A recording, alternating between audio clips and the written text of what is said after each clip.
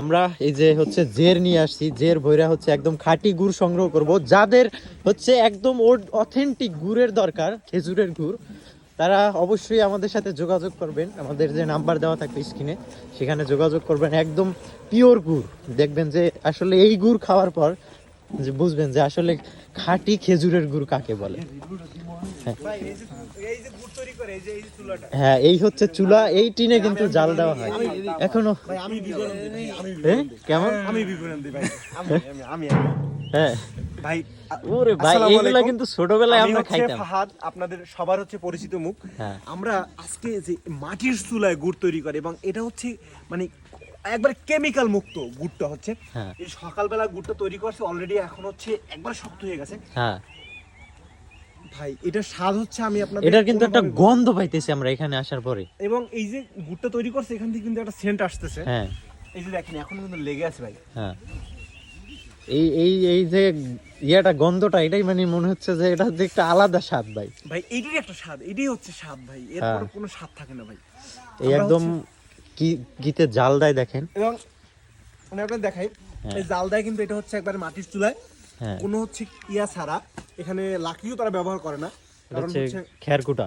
লাকির যখন আগুনটা ওঠে তখন কিন্তু আপনার আগুন নিয়ন্ত্রণ করা যায় না, কিন্তু এই যে খেরকুটা দিয়ে এটা রসটা প্রসেসিং করে, তাতে হচ্ছে যখন হচ্ছে একটু আগুন কম লাগে তখন তারা একবার আগুনটা নিয়ন্ত্রণ করতে পারে, কারণ তখন হচ্ছে কুটাটা দেওয়া বন্ধ করে আবার আগুন বন্ধ হয়ে যায়। এই জন্য হচ্ছে তাদের কাছে আমরা কথা বলে জানতে পারছি তাদের মূল উদ্দেশ্য হচ্ছে খেরকুটা দিয়ে রসটা জাল দিলে তাদের রসের কোয়ালিটি ভালো থাকে। এই যে হচ্ছে তারা এটা দিয়ে হচ্ছে তারা এই যে গুড়টা তৈরি করে, এবং আমরা এই যে হচ্ছে এইগুলো হচ্ছে তাদের মূল হাতিয়ার। আমরা যখন এই গুড়ের যে রটা উৎপন্ন করে তখন হচ্ছে কিন্তু এইটা একটু উঠাই দিতে পারলে আমার জন্য ভালো। একটু উঠাই দেখাও তো, এইটা ধরো, ওই পাশে উঠাই দাও। এই যে আমি দেখাই, ওই পাশে ধরো, একটু হাত দিয়ে ধরো ভাই।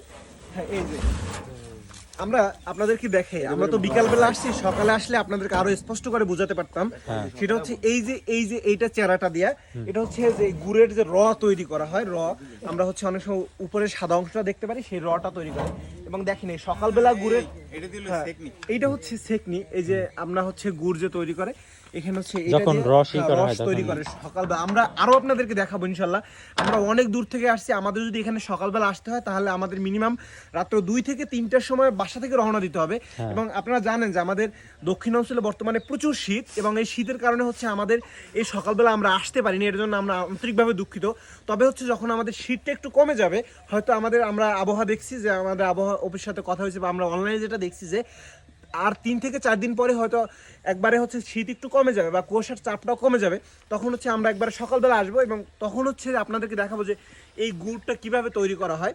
আমরা আজকে হচ্ছে বিকালবেলা আসার উদ্দেশ্যে একটা, সেটি হচ্ছে যে এই মাত্র দেখেন এই যে একটা খেজুর গাছ, এই পাশে এই যে এই চুলা পাশে, এবং এই পাশে হচ্ছে চুলা, এই খেজুর গাছ, এবং এই যে দেখেন অলরেডি হচ্ছে এখানে কিন্তু এই পাশে আমি এই যে অলরেডি খেজুর গাছ কাটছে, এবং কাটার পরে রস হচ্ছে। আমি ওই পাশে গেলে ফোঁটা ফোঁটা রস পড়তেছে, দেখাতে পারবো। জিনিসটা হচ্ছে না দেখাইলে তো মিস করবেন। সেটা হচ্ছে এই যে আমি যাচ্ছি, সাবধানে। এই যে আপনাদেরকে দেখাই, জিনিসটা হচ্ছে না দেখালে বুঝবেন না। আমরা বিকালবেলা আসছি যে হচ্ছে এই দেখেন আমাদের এই অঞ্চলে গুড়ের স্বাদ কিন্তু বাংলাদেশে কেউ চ্যালেঞ্জ করতে পারবে না যে আমাদের অঞ্চলে গুড় এত স্বাদ। কারণ আমি আপনাদেরকে একবারে প্রথমেই বলে দেই, সেটি হচ্ছে আমাদের এই অঞ্চলে হচ্ছে কুয়াশা কম পড়ে, এবং কুয়াশা যেই অঞ্চলে বেশি পড়ে ওই অঞ্চলে হচ্ছে গুড়টা একটু পানির বেশি পরিমাণটা বেশি থাকে, যার কারণে গুড়ের স্বাদটা কমে যায়।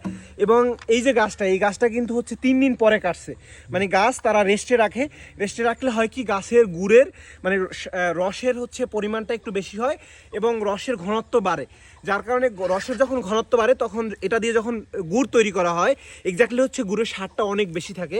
আপনারা হয়তো আমাদের কাছ থেকে গুড় যখন নেবেন তখন হচ্ছে গুড় খাওয়ার পরেই বুঝতে পারবেন যে বাংলাদেশের ভিতরে সব থেকে কোন অঞ্চলের গুড়টা স্বাদ বেশি। আমি একবারে গর্ব করে বলতে পারি আমাদের এইসব অঞ্চলের গুড় সব থেকে স্বাদ বেশি, এবং এই গুড়ের তুলনামূলক চাহিদা বাংলাদেশ সব থেকে বেশি। তো আশা করি আপনারা খাওয়ার পরে এটা রিভিউ পুরোটা দিতে পারবেন।